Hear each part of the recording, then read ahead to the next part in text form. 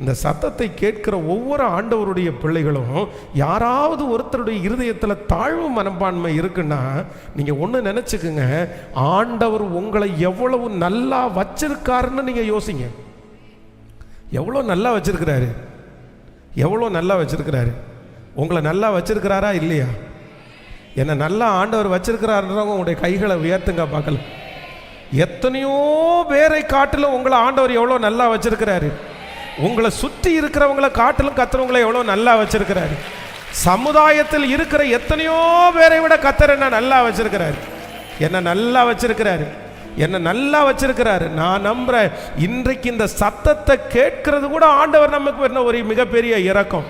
நமக்கு சோதனை இல்லாமல் இல்லை, நமக்கு பாடுகள் இல்லாமல் இல்லை, நமக்கு சூழ்நிலைகள் வித்தியாசமாக இல்லாமல் இல்லை.